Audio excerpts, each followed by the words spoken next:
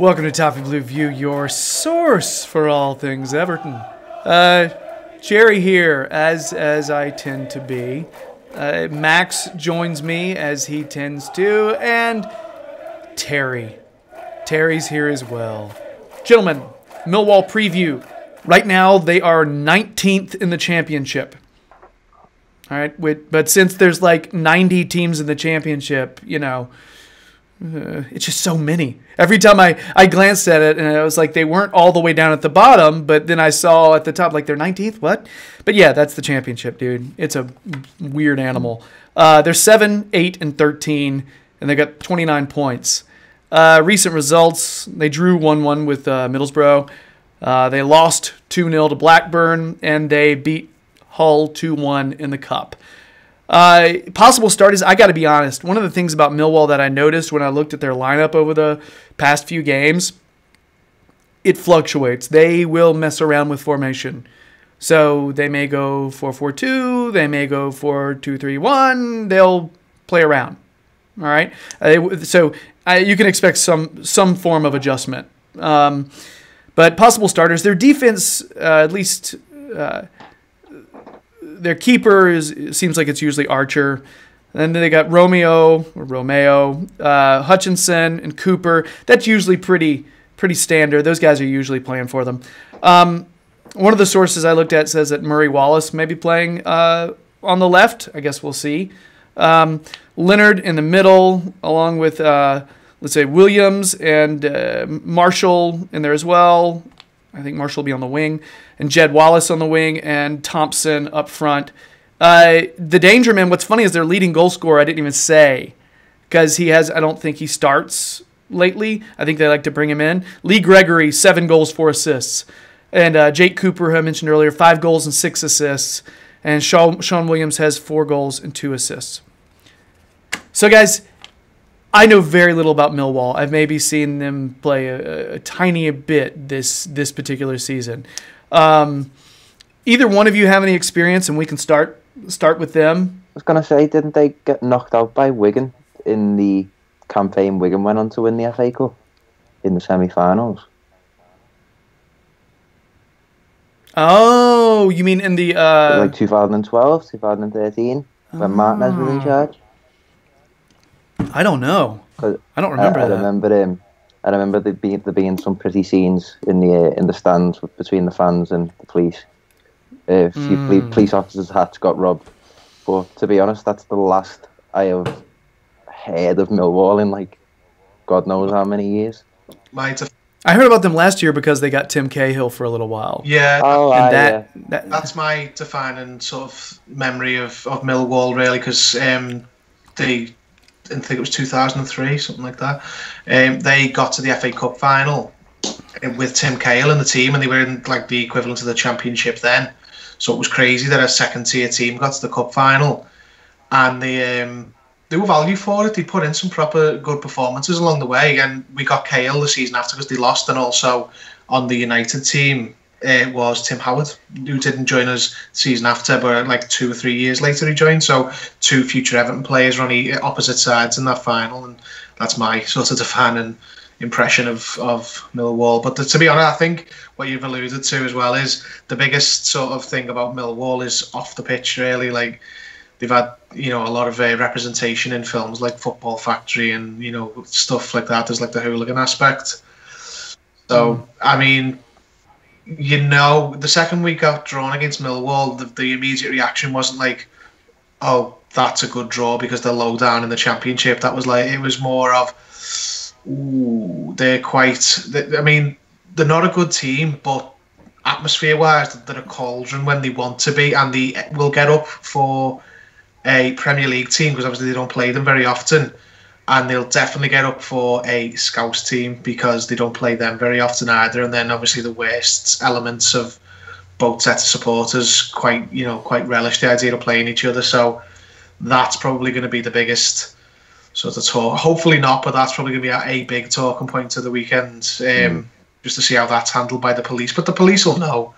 It's they're no strangers to the way Millwall's reputation is, and it's.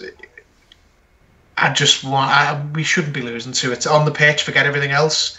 We shouldn't be losing quality-wise to a team that's that low in the Championship.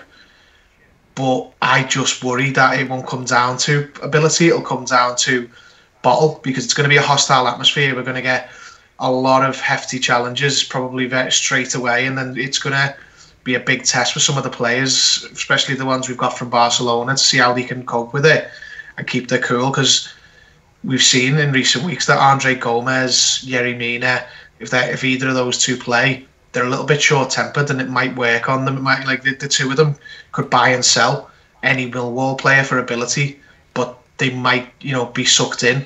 So it's up to the manager and the senior players, the likes of Coleman, the likes of Baines, to sort of see everyone through it, because it's going to be hard. If we just play our football though and just say, right, we're going to match them for effort, we'll get through. But matching for effort doesn't seem to be our strong suit at the minute. Case in point, the last game. Yeah. Effort wasn't really the word that came to mind when I think of that one. Apathetic. I really don't want to be thinking that this weekend. You mentioned you were talking about the off the pitch stuff. Is this reputation that Millwall has for being kind of tough and kind of being up for it with the other supporters, is it well earned? Is it fair? Or is this something that just maybe a couple of incidents have given that? I'm asking as some guy from America, and I want to make sure I'm not being naive just by assuming just because I've seen something in a movie, then you take it at face value. I don't think that's fair.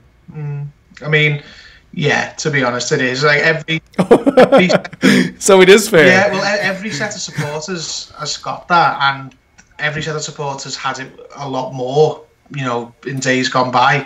But there's a reason that Millwall are the ones who are picked out to make films about it. Them and Chelsea, and that they were one of the more infamous ones. And it's probably a little bit unfair, I've got to be honest, because they're probably a lot better than they are now. But it's sort of 6 of one, half a dozen of the other. It's like, have they got that reputation because of the films, and they've sort of just like lived up to it? Yeah, lived up to it, or did they come first? I don't know. It's not as bad as it used to be. I don't think any clubs are anywhere near as bad as it used to be. It's never actually been that bad since I've been watching football, but before my time in the 80s and stuff, it was really bad for everyone. Yeah, I was concerned that we would be talking more about this than about the actual football. But since this segment is more about them, and rather about our formation and then we're talking about what we know about Millwall. So yeah, I'll be really curious if they come in really physical.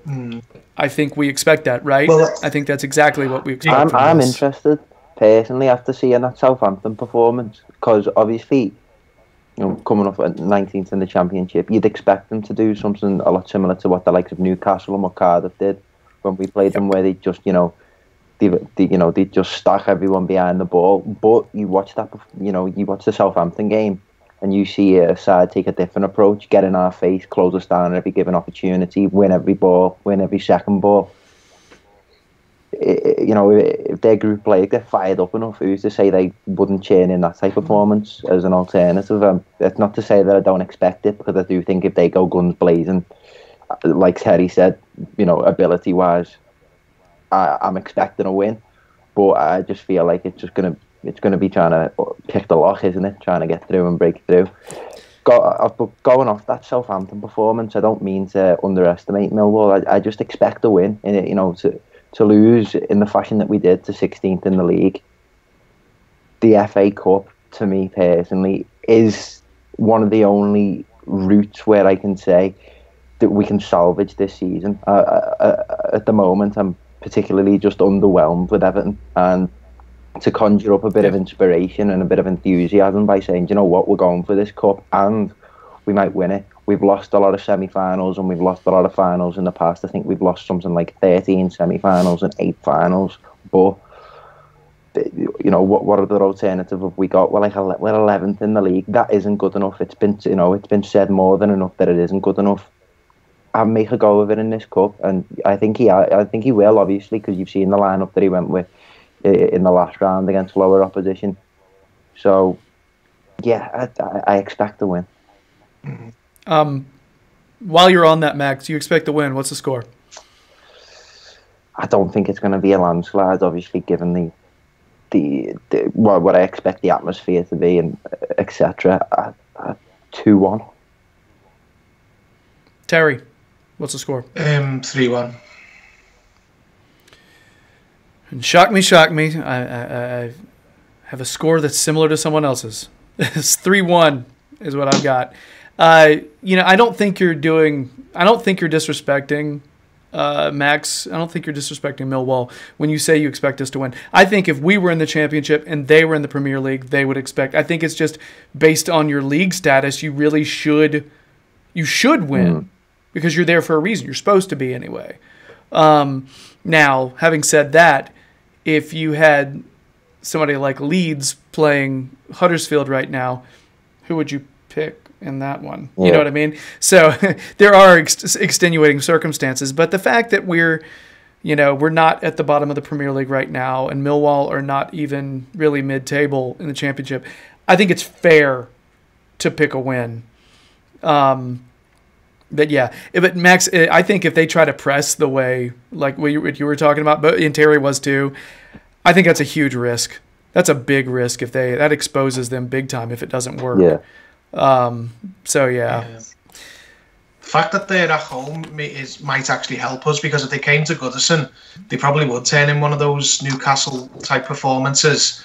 But because they're at home, and I may have laid on a bit thick at the beginning with the crowd stuff. Even if there's not one single act of like hooliganism, violence, all that good stuff, even if there's none of that, it's still going to be really uncomfortable for the players. They're going to be baying for blood, and the players are going to their players are going to react to that and be very, very, strong in the tackle, let's say. So that we'll probably have a combative performance from them rather than them trying to do a job, because their crowd will demand that they get in our faces rather than just sit off us. I'm just hoping there's a good game of football. There you go. I just hope there's a good game of football and there's not a lot of unnecessary stuff going on in the stands. You know what I mean? That's just that when I'm watching a football game, I'm there to actually watch the football. You know what I mean? That's me. Not everybody's like that. Some people, part of football is, getting loud, taunting. That's for them. That's part of the experience. That's what they do. I don't know. For me, I just hope I don't see a whole lot of that when I'm watching on Saturday. Yeah. All right. Saturday, 5:30. All right. What genius's idea was that? Oh, hell. That, Yeah, that's not good. Yeah. All right. That means 12:30 for me on the East Coast of the States. I guess that's it for our Millwall preview. We've got a starting 11 segment coming up next, so don't nobody go nowhere. If you've been digging our videos, please subscribe to the Toffee Blues YouTube channel. We'd sincerely appreciate it. Keep an eye out on Terry's Twitter. It's been the actual handle's been sitting there on the screen this whole time. So go to his Twitter. He'll tell you when he shows up on the Liverpool Echo fan jury, or when he's got that new venue, to do his dance quintet. That's and also keep an eye on Max's Twitter. He'll tell you he does a lot of analysis all over the place, but he's on the Toffee Blues website often, so keep an eye for that as well. And that's it. We're moving on. Starting 11 against Millwall. Bye.